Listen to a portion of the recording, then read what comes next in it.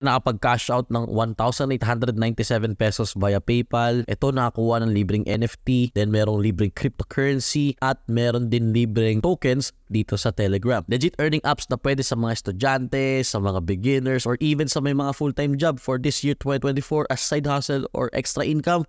Tara, pag-usapan natin yan.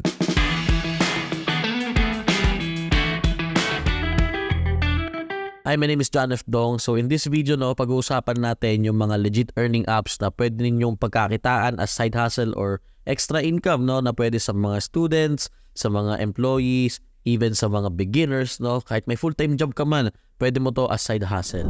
So unahin na po natin yung ating una sa listahan, etong novela. At first, actually, hindi talaga ako naniniwala dito sa novela, but upon trying, and yun nga, nakapag-cash out tayo dito through PayPal, and actually pati through GCash, nakapaglabas po tayo ng pera dito. We can say na somehow they are really paying their customers, their users, kapag nag-payout po kayo. Now, it is advertised as read to earn, pero if you're someone na mahilig mag-refer, like for example, kada social media mo, magaling kang may pag-uusap, nai-invite mo yung mga tao or yung mga kaibigan mo, yung mga relatives mo na magbasa, yung mga mahilig din magbasa, pwede mong gawin to as means para kahit paano may extra income ka. So kung hilig mo magbasa, kahit paano na ma-monetize mo yung pagbabasa mo. And dyan sa screen natin, yan yung ating proof na nakapaglabas nga po tayo dito ng pera. I think mga almost 5 times na po tayo nag-try na naglabas ng pera dito. And from those 5 times, I think isang beses lang pumalya kasi nagka-problema yung GCash po natin. So I have to use PayPal, and so far they're paying naman. Ang pinaka-cons lang dito na nakikita ko is yun nga, advertised siya as read to earn, pero mas kikita kayo through referrals, and maraming ads, kahit naka-iOS po kayo, sobrang daming ads nitong app na to. But still, pwede nyo siyang pagkakitaan kung talagang kakarin ninyo. Next one would be the Atapol. By the way, shoutout kay Kuya James Tristan Ruiz. Diyan ko talaga nakita itong platform na ito. Itong Atapol, isa po siyang survey to earn app. Bali, yung pinaka-idea lang ng platform is merong mga set of surveys, and if those surveys matches you, pwede kang sumagot dun sa mga surveys na yun. And from there, you'll get paid by answering those surveys. Take note na iba't iba yung rate ng bawat surveys. Merong mataas, merong mababa. Pero syempre, kapag marami, alam niyo na, pag nag-stack up,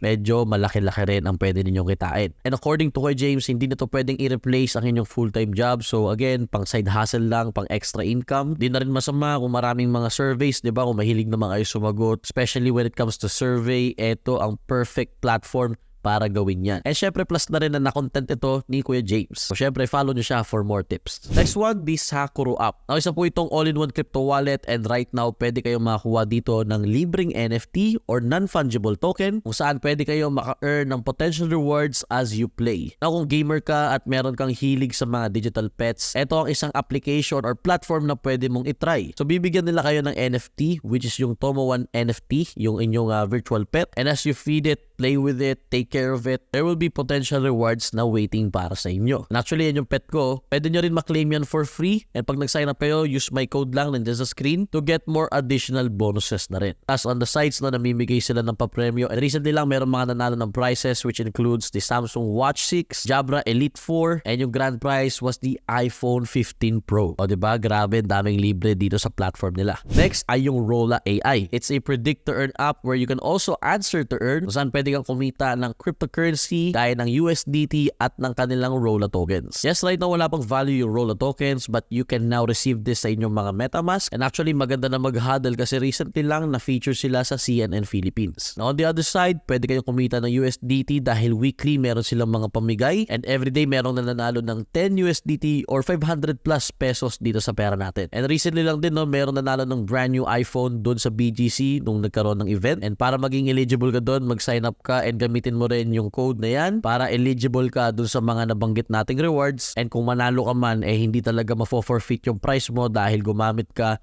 nitong ating code. And last but not the least ay yung Telegram. Paano yan, John F. Dong? Telegram, it's a social media app. Paano kami kikita dyan? Yes, before yung Telegram, ginagamit lang talaga siya for communication, private messaging, sending pictures, sending files, and etc. etc. Pero right now, nagka-integrate na po ito ng blockchain technology. And karamihan po ngayon sa Web3 scene, sa mga hindi po nakakalam, marami pong kumikita through airdrops. Pag sinabi pong airdrops, parang giveaway po yung idea nito. So through this po, nakaka-receive po tayo ng cryptocurrencies. And yung mga nare-receive nating cryptocurrencies can be exchanged into USDT. Tapos mapapalitan po yan ng Philippine Peso through GCash or kung ano man ang available sa mga crypto exchanges natin. Now actually, marami pa ibang platforms, pero let me know down there in the comments kung ano yung ginagamit ninyong platform platform or kung may mga questions kayo with regards dun sa mga nabanggit nating platforms para magawa natin ng detailed review. Now, matanong ko lang kayo, ano ba dito sa mga platforms na ito yung tingin ninyong gagamitin ninyo as side hustle or pang part-time lang? Let me know down there na rin in the comments. And yun, kung nagustuhan nyo yung video natin at gusto nyo pang gumawa ako ng mga ganitong klase ng videos, hit that like button. And muli, kung may mga questions kayo, request, or mga kailangang clarification, i-comment lang po yan sa baba nang masagot natin agaran. And if kung first time mo na dito sa ating channel, mag-subscribe and hit yung notification bell para updated ka sa mga contents na agad na ginagawa natin dito ngayon. By the way, mas active po ako sa TikTok and nagko-cross-post din po ako sa Instagram and sa Facebook. Syempre, follow nyo na rin po ako sa X. Pero if you guys wanna be updated with all of my videos, with all of my announcements, and kung ano-ano pang mga pinagagawa natin dito sa mundo ng social media, follow nyo po ang ating mga social media accounts. Again, I'm on TikTok, Facebook, Instagram, and X, pati dito sa YouTube. And yun, marami tayong mga videos na in-upload recently. Check nyo sa baba guys, meron tayong playlist na ginawa. So, panoorin nyo na lang and see you sa susunod nating video.